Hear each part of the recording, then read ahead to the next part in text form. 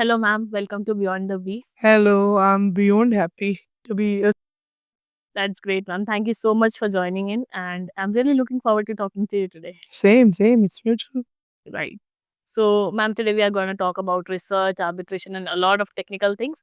But before we dive deep into it, I would like to know a bit about your journey. So, please share your journey. That's been quite interesting, and the students have been an integral part of it. That's one of the reasons why I've always been pro students. So, first of all, I'm Aditi Prasad Sinha. Recently, I've become Aditi Prasad Sinha from Aditi Prasad. I have about 9 years experience, which includes both industry and academia. Since 2012, I've been in academics. And the course of being in academics was the passion for teaching, which I discovered while I was practicing and while I was there in litigation. And one of the things which really moved me was when I was working as coordinator for moot court and debating, which I've been for most of my employments. At IIL, it's just an exception that I started developing an interest for research. Okay. And initially, the arc of transcend that has been ensued specifically in the field of research, mooting, and debate has been quite magnanimous. Initially, we used to have no voice moot eliminations at our undergraduate level, which have now become intramural and intercollegiate debating, mooting, parliamentary debating, money experiences which are there open for students now. But so that's exactly what that triggered me to improve upon my skills. And when I started doing that, what I thought would never happen in today's world, because the students of our generation, they lack the emotion quotient, which is generally being said by the teachers. I've always had a contrary opinion. I've always been very connected with the students, and I've always found the connect with the students, and it has been emotional. Nobody really thinks that I can give any perks and perquisites to them. So, what happened was in my journey while I was teaching, initially I used to teach what I had specialized in, which was international trade, commercial law, and arbitration. But somebody, because of you can say, it's the juxtaposition of the subjects, because of the tangents of mind that operate and egos that operate amongst intellectual minds, that I got by chance at Ansel University constitutional law. And then I took it as a challenge and I started studying it. So that I never found a reason to study constitution before I completed my master's. Okay. And I developed a very sound interest, and now I can say that I can teach constitution. I've been teaching since past at least 6 years now. Right. So initially, what I took as a challenge to teach first and second year students, I started teaching LLM, and then now I even teach to the MRes or the faculty at times, and I take a research session. These subjects involve a lot of research. Indeed. Of Yes. course, constitution. And yes, and that is how the very penchant for research came. So when you say that teaching is more of learning and then teaching, it is actually quite true. Just mentioned कि आप commercial laws में ज़्यादा business laws में थे. So how did you enter arbitration? ADR is something that came as fate. Okay. I went for my master's at Queen Mary University of London. Before that, we did study arbitration and conciliation at 1996 at the undergraduate level. मगर हमारे teacher आपके जो होते हैं undergraduate symbiosis में, and symbiosis was developing at that time. I have taken the best of international economic law from the teacher at Symbiosis, somebody really good, Professor C.J. Rawandle, who is now the director of Symbiosis Noida, taught me dots at such an elementary level, which helped me a lot. And good teachers were there, Navsagre sir, Deshmukh sir, Hazare sir, good teachers. But unfortunately, though, we had somebody who taught us Arbitration Conciliation Act, which just could not click. So when I went abroad, what we used to do back then, that was the era 100 years ago, that we never had the access to online platforms apart from Right. Facebook and apart from Orkut. Orkut was almost on the verge of closing. खत्म होने वाला था वो. तो I approached a senior of mine और उन्होंने कहा कि आप कौन से इसमें इंटरेस्टेड हैं. मैंने कहा मुझे कॉन्ट्रैक्ट्स बड़ा पसंद है, तो मुझे कॉन्ट्रैक्ट के लिए कुछ बताइए. So he suggested me international trade law, international commercial law. मैंने वो ले लिया. That is a series of conventions on international trade, international commercial contracts. उसके साथ क्या अच्छा बैठेगा? उसके साथ and there at Queen Mary University of London you get an opportunity to audit subjects and that makes them decide the future of the teachers also. Ma'am audit audit मतलब कि आप बैठिए, you are open to attend जितने classes, जितने subject, जितने specialisation के. And at Queen Mary, you have about 50 to 60 specializations. There is a total strength. There was a total strength of 1100 students when we passed out. तो उस वक़्त जितने subjects थे उनके 3 हफ्ते के हमें टाइम दिए गए कि आप जो-जो अटेंड करना चाहें अटेंड कीजिए और जो आपको अच्छा लगे कॉम्बिनेशन आप वो ले लीजिए. वाओ और जिसमें 10 से कम स्टूडेंट्स ने ऑप्ट किया ना, वो बेचारा टीचर का फ्यूचर गया. वो नहीं पढ़ाएगा उस ईयर में. सो ये था एक हमारी थी बट बेचारी लॉ. एक्सपोज़र बहुत दिलदार एक्सपोज़र बहुत अच्छा था. So for international commercial law, there was Professor Angie Raymond. She's working on working paper for UNCITRAL on ODR. So वो थी and she's just fantabulous. So international trade, I fell in love with international trade at the very first week. International commercial arbitration हमारे professor Stavros Bioraklis पढ़ा रहे थे and Lucas Mistelis पढ़ा रहे थे. Both of them I think शायद Europe से हैं. मुझे उतना इंटरेस्ट नहीं लगा. But the day Lucas Mistelis came and I was trying to act over smart, Lucas Mistelis ke samne, I still remember. So, what do you think if the parties do not exercise party autonomy and there's no applicable procedural and substantive law? He immediately shut me down that there are also conflict of laws, madam. You need to study that. तब मुझे लगा कि हाँ भाई, मैं जो extra ये करते हैं, I had no idea about conflict of laws. तो मुझे लगा कि I am really a fool at that time which you should not be saying in front of an interview but then that was very true. That was very true. If you work in light to edit, that is absolutely so true. man we'll keep it authentic because if we grow from there na, we are all fools at some level and then we keep growing and then we look back we were fool even a year before हाँ, it happened. तो I again, like I said, I was this brat. तो मैंने बड़ा मुझे बहुत गुस्सा आया because at least I was 25 year old. I'd already worked as legal advisor. I'd worked at Pangaea 3 as well before as an intern.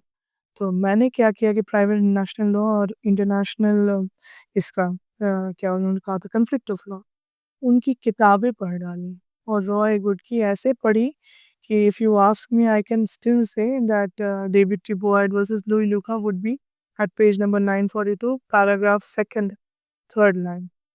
तो ऐसे पढ़ी मैंने कि अब मुझसे कुछ भी पूछ लें. उसका रीज़न भी ये था कि I had a huge crush on star wars book. तो उनको थोड़ा इम्प्रेस करना था, हम दोनों खड़े रहते थे। तो मैंने कुछ ऐसे पढ़ा with the reference code, so that would be 802 Swiss law commission on the page number. उससे हुआ क्या? फ़ायदा क्या था? I was the only Indian woman and the only woman नहीं, the only student in the entire Queen Mary 2009 to 2010 batch was selected to do an internship at International Institute for Unification of Private Law, UNIDROIT, Rome. तो ये उनके writing से हुआ था. इस जद्दोजहद में I started developing a huge interest in international commercial arbitration which is ultimately the future of international trade. Of course. So if you ask me today, 98%, 49% is arbitration and 48% is med-arb or arb-med-arb or med-med-arb or arb-arb-med resolution patterns for international trade disputes. Okay. And this is there on the 2021 report, survey report of Queen Mary on international commercial arbitration. At this point in conversation, I am mesmerized. I don't know how to take this conversation forward.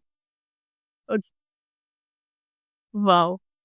Okay, and so now talking about arbitration, ma'am, just to simplify it for the students, is it just a fancy courtroom for the big MNCs, or what is it? Let us break down कि arbitration क्या है? Most of the international arbitration centers and domestic international arbitration centers like NCIA, they do think that it is very fancy and very glorified. It is something which India always had.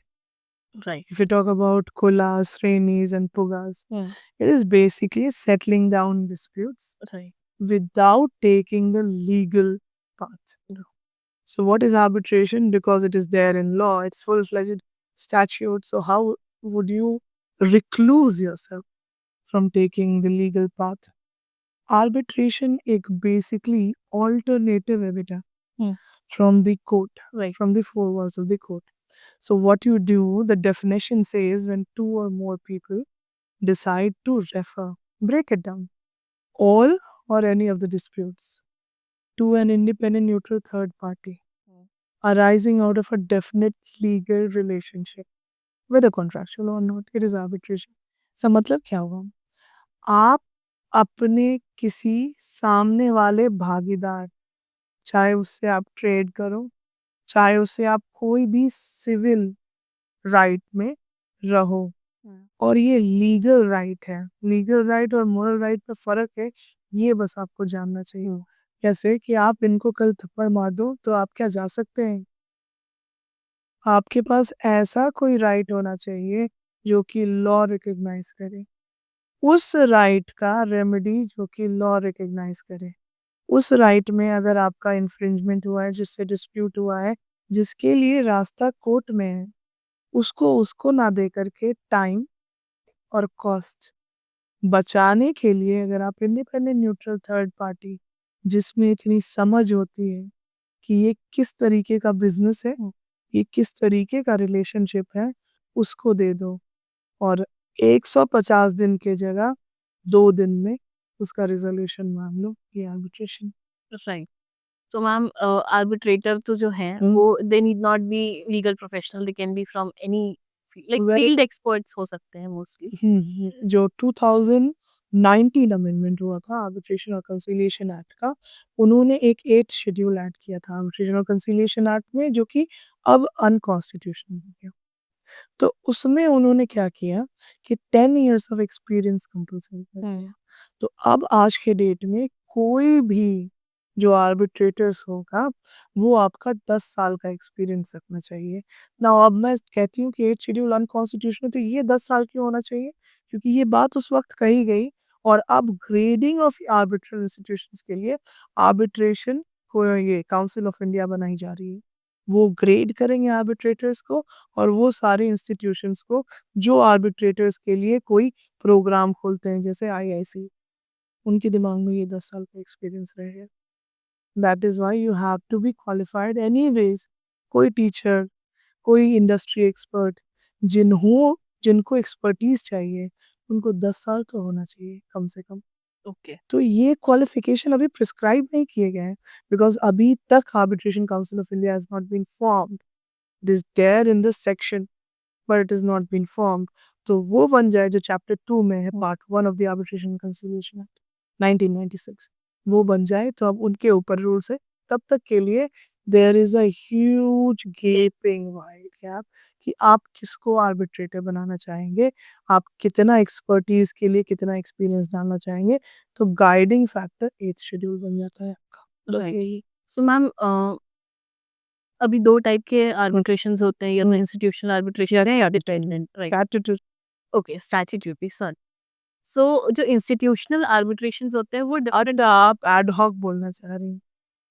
देखो there are 2 types of arbitration, ad hoc and institutional, right. ठीक है? और section 2 sub section 4 of the arbitration conciliation act gives birth to statutory arbitration. तो India में there are 3 types of arbitration. Okay. Okay. So it is the parties who decide whether to go with institutional arbitration or do.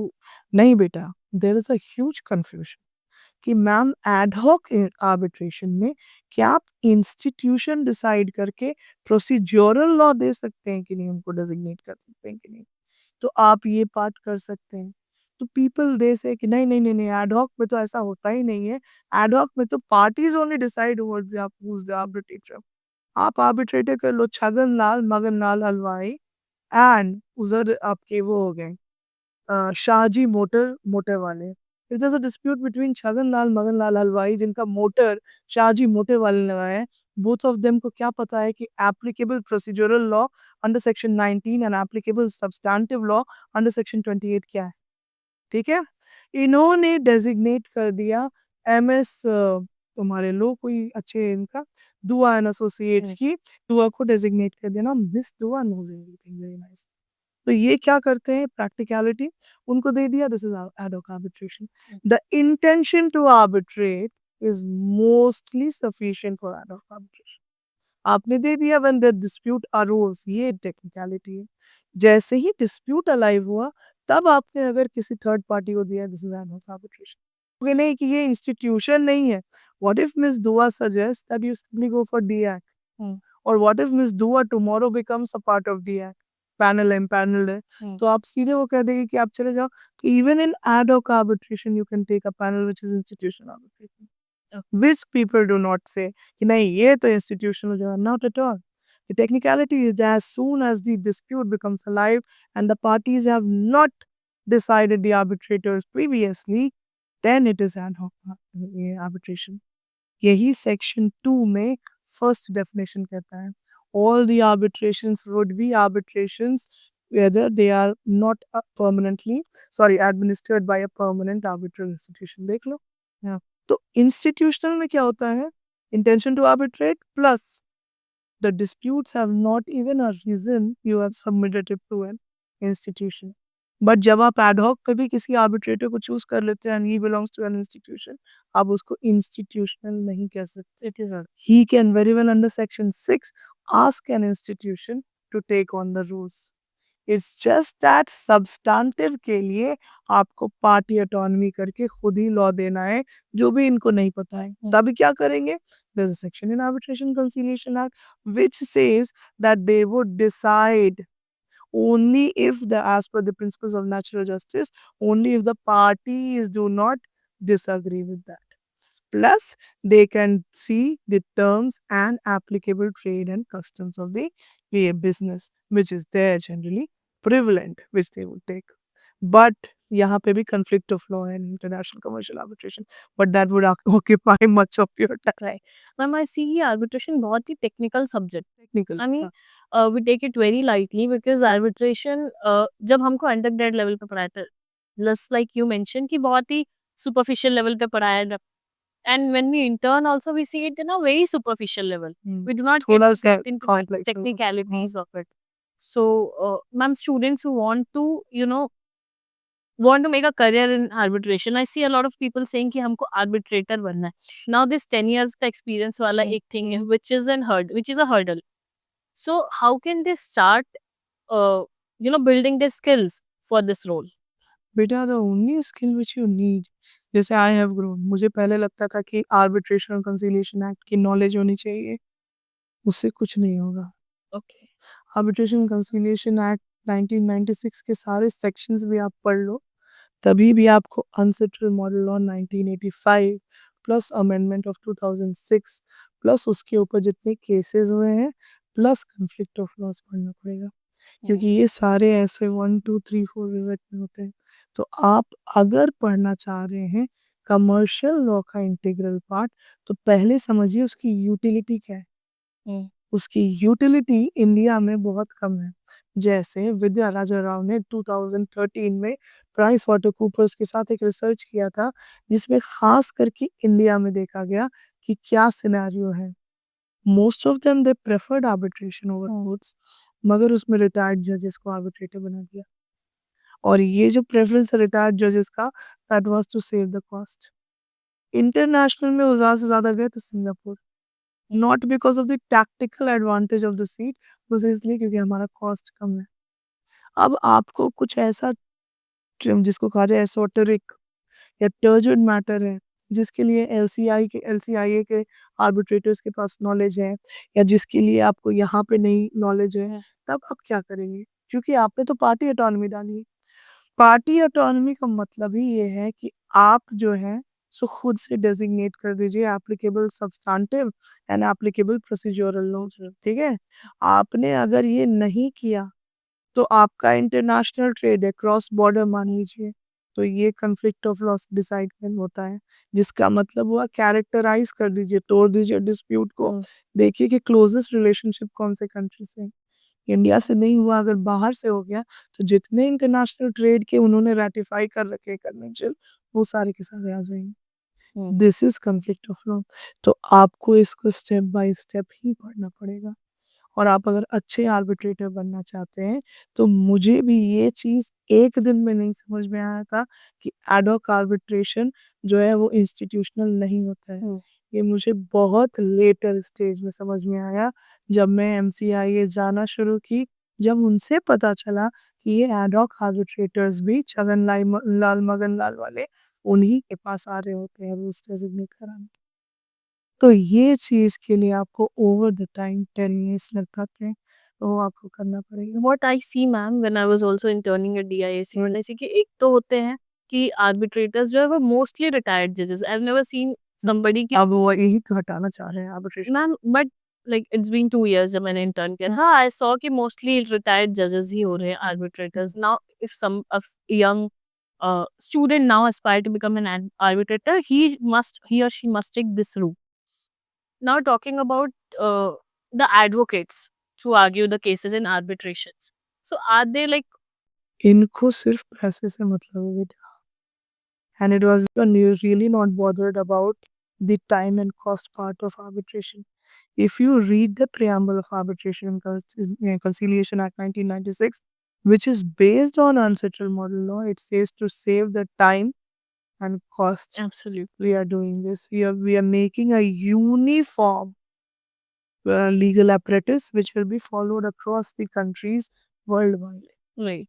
आप वही चीज़ नहीं जानते। दिक्कत ये है कि आर्बिट्रेशन कंसिलिएशन एक्ट आपने पढ़ लिया है, उसमें उन्होंने कह दिया है कि पार्टीज़ फ्री हैं, कि आपका प्रोसीजरल लॉ क्या लगेगा, आप वही सीपीसी लगा देते हैं, आप वही एविडेंस लगा देते हैं। ख़ास करके कहा गया है admission, materiality, relevance and weighted attached to any document which is presented before the tribunal, tribunal will decide what it is.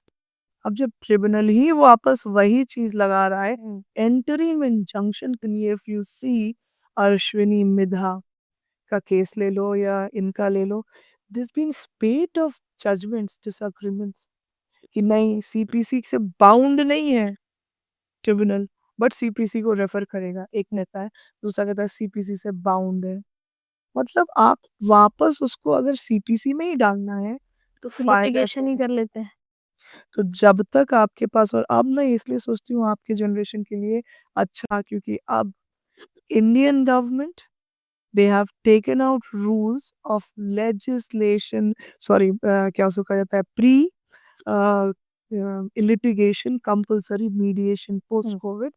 मतलब at least there is a way, या at least there is an embark towards alternative dispute resolution. तो उसके वजह से फ़ायदा ये mediation का नहीं है, फ़ायदा ये है कि इन्हें स्पेशलाइज़्ड कोर्सेज़ शुरू कर देनी पड़ी। जैसे आईआईसी है, they have specialised courses on mediation, they have a whole wing which is now under the directorship of Naveen Sirohi, which is on alternative dispute resolution, which involves arbitration. Arbitration का stated goal है India का, to become the hub for centre commercial arbitration. वो उसके लिए आप लोगों के लिए स्पेशलाइज्ड कोर्सेज है। हमने जो 10 साल में किया, वो शायद हम अगर पढ़ाएँ आगे जाके स्पेशलाइज्ड कोर्सेज में, जो शायद कभी मैं करूँ, तो आप लोगों को 2 या 5 साल में समझ में आ जाएगा। ये होने वाला है। तो मैम अभी जिन जो स्टूडेंट्स हैं जो या तो जस्ट स्टार्ट कर रहे हैं whether they are first year law students और दे फोर्थ या fifth year law students who are looking out now कि अब करियर में घुसना है, so what they need to do? They need to study 5। कहा जाता है ना कि आपको जुडिशरी करनी है तो आपको एविडेंस, आपको सीपीसी, आपको कॉन्स्टिट्यूशन और आईपीसी की जानकारी होनी चाहिए। अगर एडीआर में आपको आना है, तो आप कुछ मत कीजिए, सबसे पहले आप इंटरनेशनल ट्रेड और Indian sale of goods act, ये दोनों पढ़ लीजिए। ठीक है? दूसरा आपको पढ़ना होगा कॉन्फ्लिक्ट ऑफ लॉज़ और उसके बाद आप पढ़िए लास्ट में आर्बिट्रेशन एसोसिएशन एक्ट। ये नहीं पढ़िएगा तो आपको नहीं समझ में आएगा intricacies. Right. And ma'am, you were talking about some members becoming members of these institute. So what's the बहुत process for ईज़ी that? हाँ, बहुत ईज़ी है। जैसे MCIA, it is specifically open to the students. आप students के young member MCIA के बन सकते हैं, जिसके लिए मैंने प्रपोज़ भी किया था। So that is as easy as writing a proposal to Niti Sachdeva, which she would accept and the entire grasp of the school is open to an interview which she takes and then you become a member of a young MCIA. कई बार this is replaced by your experience जैसे how I became a member of MCI. ये बन सकते हैं। Then you have internship at Singapore international arbitration centre, वो कर सकते हैं। द डिफरेंस बेटा इन डीएक एंड सीएक एंड ये सीटैक and एलसीआईए and AAA of New York and Geneva is that amongst the top 5 seats, which is London, Singapore, Hong Kong, Geneva, and New York, India has been identified in international commercial arbitration. DIAC हुआ करता था उस समय as least preferred. तो India का stated goal है उसको to make it the most preferred arbitration hub. वो आप तभी बनिएगा जब आप sophisticated international best practices in arbitration जान लीजिए, ये बहुत ज़रूरी है। और अभी भी डोमेस्टिक आर्बिट्रेशन में जो प्रेफरेंस फॉर रिटायर्ड जजेस है वो हटना बहुत ज़रूरी है, बहुत ज़रूरी है। Right. Ma'am, we'll talk about research because arbitration, like we just discussed, कि कितनी सारी चीजें आपको पढ़नी पड़ेंगी. So of course, research is at the heart of it. Yes. But ma'am, here I would like to talk about the exposure, international exposure कितना जरूरी है, and how the LLM abroad help in it. Would not से बोलना तो ये चाहिए कि international LM helps but I would not से Okay. At all. आपको एक अच्छा आर्बिट्रेटर बनना है तो आपको डोमेस्टिक आर्बिट्रेशन की इंट्रिकेसीज आनी चाहिए। क्योंकि आप इंटरनेशनल कमर्शियल आर्बिट्रेशन में भी जाएंगे तो उसमें आपके क्लाइंट में एक पार्टी 90% केसेस में इंडिया रहेगी India, right. और आपको आपके खुद के जुरिस्डिक्शन के लॉज जानने चाहिए। ऐसा रिक्वायरमेंट सामने वाला बोलेगा when it comes to dispute resolution policy. Now what is dispute resolution policy? क्या हुआ है कि आर्बिट्रेशन इनिशियली आइडेंटिफाई किया गया था कि टाइम और कॉस्ट सेव करता है। जैसे मल्टी पार्टी और मल्टी सब्जेक्ट कॉन्ट्रैक्ट्स आना शुरू हुए, तो वैसे इन लोगों ने एक सिंपल सा जो कॉन्ट्रैक्ट होता है ना या सीरीज जिसमें राइट्स और लायबिलिटीज डिसाइड होते हैं, उसमें 4-5 गुच्छों के कॉन्ट्रैक्ट्स आना शुरू हो गए। ये भी सब कॉन्ट्रैक्ट है, ये भी कॉन्ट्रैक्ट है, ये भी कॉन्ट्रैक्ट है। इसके वजह से जो सोफिस्टिकेशन था वो आना शुरू हो गया इंटरनेशनल कमर्शियल कॉन्ट्रैक्ट में, जिसके वजह से उनको आइडेंटिफाई ही करने में आज के डेट पे फॉर्च्यून 500 कंपनीज को ये टाइम लग जाता है कि भाई 1 महीना से 2 महीना लग जाता है कि भाई ये किसका राइट है और ये किसकी किसकी लायबिलिटी। liability है, right. तो ये टाइम और कॉस्ट के लिए एक तो पहले वो आइडेंटिफाई करो, देन आइडेंटिफाई करो कहाँ का जुरिस्डिक्शन है, देन आइडेंटिफाई करो कि रूल्स डेजिग्नेटेड है कि नहीं, देन आइडेंटिफाई करो रूल्स अगर नहीं डेजिग्नेटेड है तो फिर कहाँ जाएगा। 90% केसेस में रूल्स डेजिग्नेटेड है, तो ये कहाँ जा रहा है अल्टीमेटली। इसके वजह से हुआ क्या है कि इन्होंने पहले ही डिस्प्यूट रेजोल्यूशन पॉलिसी बनाना शुरू कर दिया है। भाई हमारे 4-5 जुरिस्डिक्शन इसमें इन्वॉल्व है, हम इसमें से बेस्ट जुरिस्डिक्शन लेने वाले हैं, वो कि ये है। नेगोशिएट जब हम करेंगे कॉन्ट्रैक्ट हम कहेंगे कितना भी उछल लीजिए, हमारा जो आर्बिट्रेटर होगा वो London court of international arbitration है। क्योंकि उसको ये पता है कि कॉन्फ्लिक्ट ऑफ लॉ से बेस्ट जुरिस्डिक्शन कौन सा निकल। Hmm. This is dispute resolution policy. इनके DRP पे India has been identified as one of the most complex and open-ended jurisdictions. आप अपना जान लीजिए, आप बहुत अच्छा करेंगे बाहर। This is how the advocates and lawyers are making money. तो इंटरनेशनल एलएलएम आप कीजिए, अच्छा कीजिएगा। आपके पास आज के डेट में अनसिट्रल इंडिया में चैप्टर करता है। आज के डेट में वीपो इंडिया में आता है। आज के डेट में international chamber of commerce India में आता है। आपको कहीं जाने की ज़रूरत नहीं है। take an LLM from National Law University or a JGLS, you are far better than the international LLM. Ma'am, this is very new to me because whoever has done LLM abroad, they have told me कि अगर आपको constitutional या criminal laws में, which is specifically India jurisdiction जिनका India में है, उसके लिए your India LLM is good. But if you want to go for commercial laws जिनका jurisprudence यहाँ पे इतना develop नहीं, so go for international like बिल्कुल नहीं, बिल्कुल नहीं। आपके पास जिंदल ग्लोबल है और आपके पास एनालिस्ट बैंगलोर है। Till the time India has NLS Bangalore and JGLS, आपको कहीं जाने की ज़रूरत नहीं है। You have Prabhas Ranjan for inter conflict of laws in JBLS. You have James Nedanpura at CTIL, a former part of Jindal Global and NLS Bangalore. And you have teachers who have studied at Yale and Harvard that are now teaching at Jindal Global and at NLS Bangalore. आधे price पे double आप फायदा कर सकते हैं। There's no need to go abroad. Okay. और क्या उनकी नेम वैल्यू ऐड होती है सीवी में? मतलब BDLS की होगी, QS रैंकिंग में 77 है। Queen Mary University of London is ranking में बिल्कुल होगी। Okay, this is new to me and I am sure new to the audience as well. So now we come back to research. So, ma'am, I think personally, and a lot of my friends think कि research is kind of boring. It is kind of, although it is very, very, very important in the legal field, in whichever career, like whichever domain you go, still, how do we start it?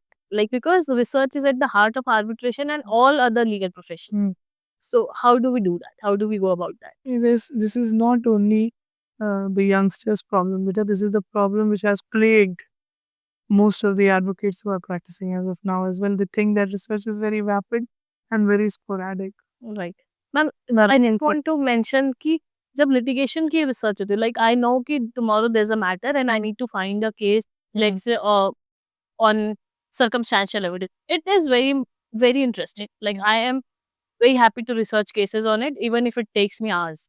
But when somebody says me कि you need to write a paper, and this is the topic, you need to write a paper, it takes me, first of all, a lot of time to Understand. prepare myself कि okay, I need to do this. So that way it is very boring.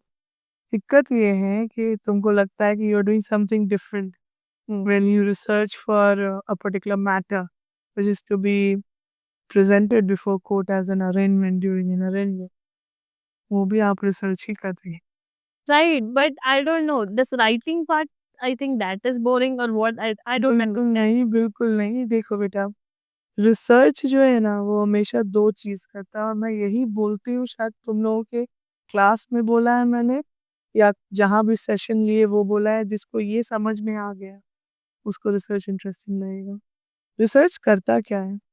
वो basically आपने एक ये देखा होगा, candle देखा होगा, ठीक है? कैंडल को आप जला लीजिए, जलाने के बाद उसको आप ब्लिस्टरिंग व्हील या तेज़ हवा में रख दीजिए, तो वो फ्लिकर करता है। ये जो कैंडल का जो फ्लिकरिंग फ्लेम होता है वो आपका प्रॉब्लम है। आपके केसेस जो आते हैं आपके पास, रेप, मर्डर, ये डिजिटल अरेस्ट जो भी है, और वो जो ये हवा तेज़ है जो उसकी कैंडल को ऐसे फ्लिकर करती है, वो चेंजिंग टाइम है। चाहे वो टेक्नोलॉजी का चेंज हो जाए उससे, चाहे सोसाइटी चेंज हो जाए, जो एलजीबीटी अभी अपने राइट्स माँग ले, कुछ भी हो सकता है। रिसर्च इसी को बस मापता रहता है। तो आप जब एक अरेंजमेंट के लिए पढ़ रही होती हैं, so that is a doctrinal research which is a literature review of all the judgments which has already been done, of all the statutes. तो आप ब्लैक लेटर रिसर्च कर रहे होते हैं, लीगल रिसर्च में। और एक ये आप कर क्यों रहे हैं? मेन एम आपका क्या है? मेन एम आपका ये है कि जो विक्टिम है, उसको ग्रैटिफ़ाई हो जाए, उसको जस्टिस मिल जाए। Right. यही कर रहे होते हैं ना? रिसर्च का यही तो क्वांटम है, क्रक्स यही है। आप एक ऐसे प्रॉब्लम के लिए सॉल्व करने की कोशिश कर रहे हो, एक ऐसे प्रॉब्लम को जो कि जनरल पब्लिक इम्पोर्टेंस का है। तो आपने भी जो रिसर्च करा उसमें, वो आप अपने राइट अप में डाल सकते हो।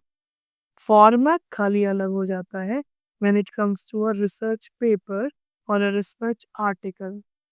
क्यों?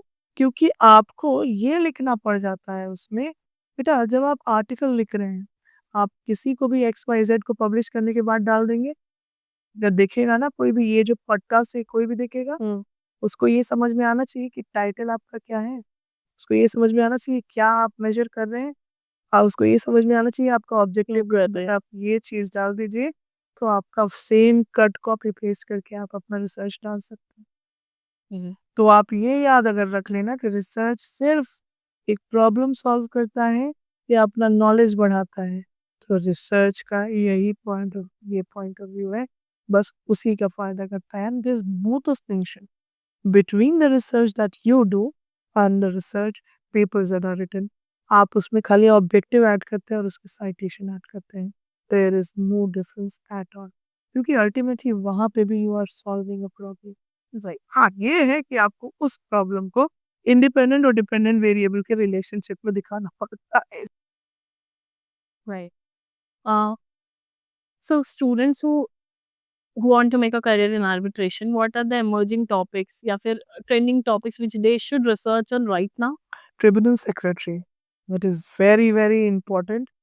लोग बोलता है कि ये है ही नहीं आर्बिट्रेशन सेक्शन 6 एडमिनिस्ट्रेटिव असिस्टेंस के लिए बोलता है, चाहे इंस्टीट्यूशनल हो चाहे एड हॉक हो। तो आप एक इंस्टीट्यूशन ले सकते हैं एड हॉक में, जैसा मैंने बोला, और ट्रिब्यूनल सेक्रेटरीज मुंशी का काम करते हैं, जैसे जो कोर्ट में होते हैं।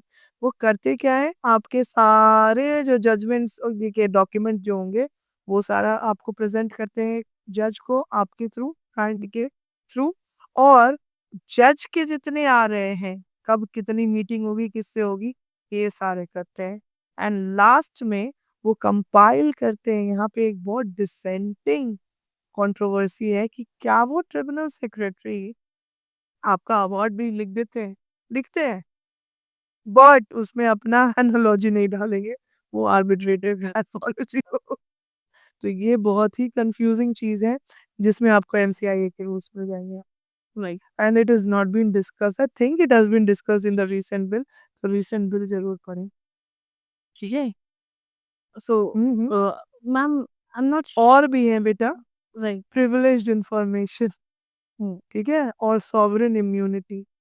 पर अगर मैंने ये बता दिया तो बोलोगे कि बेट मैम आप टॉर्ट्स की बात क्यों कर रही हैं इसमें? है सॉवरेन इम्यूनिटी। क्यों? क्योंकि इंटरनेशनल कमर्शियल आर्बिट्रेशन में बहुत सारे इंफॉर्मेशन कॉन्फिडेंशियल होते हैं। In those cases where a state is involved in a commercial relationship. Think DIAC में there's I don't remember the term they use. There are certain people who work at DIAC और वो यही काम करते हैं basically they manage things कि वो client and वो आर्बिट्रेट टीएसी होंगे बेटा वहाँ। ट्रिब्यूनल सेक्रेटरीज़ ही कहलाते हैं। MCI has so those many people tribunal are tribunals. secretaries. I Those did for people, those people are those people are they and there's a qualification attached. तो वो and there's a program which is attached to it. वो आपको they करना call it is deputy counsel DC at DIAC. So those so people these are they do nothing but they do their there's and there's a very important thing that's a very yeah important, because they are present in every arbitration meeting हाँ whatever happens. अरे they are the ones who will be issuing that. Yes. तो ये बात आप लोग के लिए एक अपॉर्चुनिटी भी है बेटा। They are hugely paid Hmm. and if you become on the roll जैसे टीएस बन जाओ, तो most of them if you have a good reputation they would choose you भाई इस particular arbitration matter में मैं इनको चाहती हूँ आपके रोल में as TS, और probably the institution would say this is the tribunal secretary that we would like to appoint. वो जो टाइम कम करने का होता है that depends totally on the Tribunal secretary. it's a huge employment opportunity these days. Right. People don't know about this. No, no. Like, because whoever I talk to, they want to become an arbitrator. Like tribunal secretaries, फिकर नहीं ये करेगा, हाँ. मुंशी कौन बनेगा? Even though we have interned at DIC, we were 10 people interning there, and we all were like, कि, wow, सही है. मतलब we do not recognize the importance. बेटा सीखी. उनके आप जरा मंथली सैलरी पूछिएगा। वो नहीं बताएंगे. और ये अगेन हमारी ये जो मानसिकता है कि ये कोर्ट के मुंशी हैं, देखो कि इंडिया में कितना फर्क पड़ता है। कोर्ट के जज बनेंगे आर्बिट्रेटर और वो जो मुंशी है उसका कोई वैल्यू नहीं है। आप मुंशी नहीं, आप अवार्ड राइटिंग में इन्वॉल्व है, मुंशी कहाँ से हो जाएंगे? बिल्कुल. So this is our mindset which needs to change. It needs to change, हाँ। Right.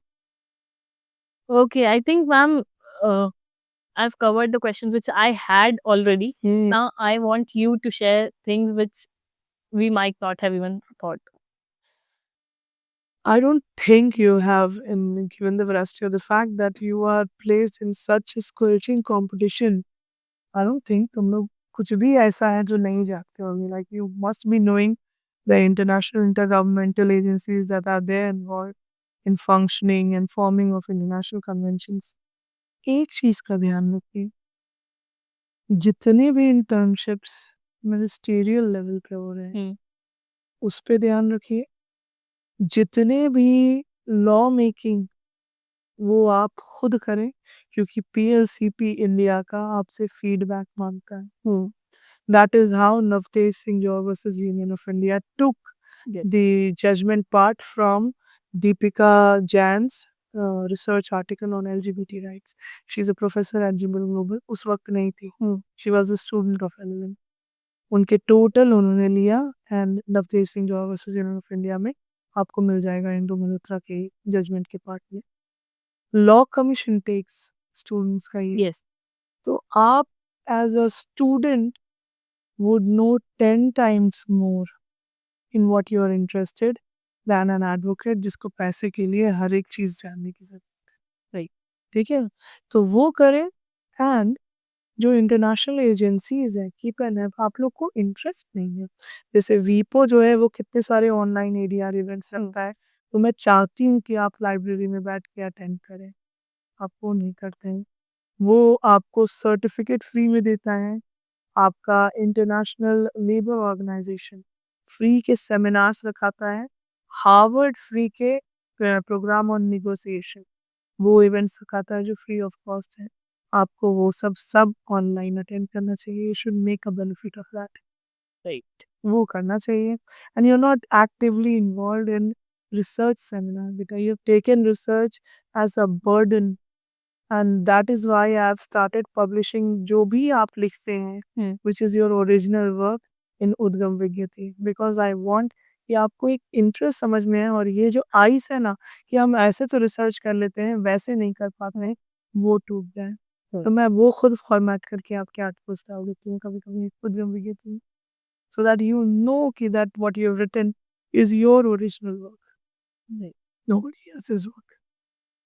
तो ये आप लोग करना चाहिए आप लोगों को. As students, we need to be more active and take use of like Good university benefits of these free courses which these institutes are offering. and the seminars which they are.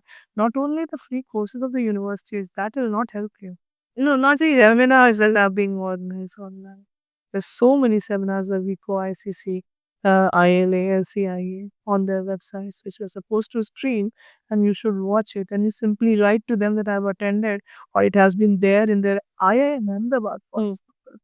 It is weekly seminar, which I want to introduce at IIL as well. But I don't know, let's just say वो होता है कि नहीं होता है. But then अगर ये हो गया और रेगुलर आपका टोस्ट मास्टर सेशन अपनी क्लास में पार्लियामेंट्री डिबेट कर लो, see how good of a lawyer you will become and how good your interview skills go. Where would it go? It'll levitate up to the bee's knees. वो हो जाना बहुत जरूरी है आप लोग के लिए. हमारे होते थे इसलिए आई वांट दैट. नहीं वो बस एक, that's the only benefit of an international LLM and a domestic. Right. Okay, thank you so much, ma'am. Any final words and advice for students apart from like obviously attending these uh, seminars and courses? What else would you like to say to the students? Also, enjoy and sleep is something which a lot of people say, and we are actually doing just that. We are either sleeping or enjoying. No, I would not recommend that. In 2012, when I came back to India, I was very happy and very confident that I'll go back to do my PhD in Glasgow. My father died in 2014, and life took a 360-degree turn, went into depression for about 6 months. Took me about a year before even I could start thinking what to do next. You start respecting your parents. Otherwise, you might land up in a distorted fraction. Yeah. So, a respect for parents is very important. This is my advice. So that is the only advice I would say. You people are lucky that you have your parents. That's one of the reasons why your mom got married at 40, but she's lucky. So you do not value something which is there. Hmm. Start valuing that. Right. Bus.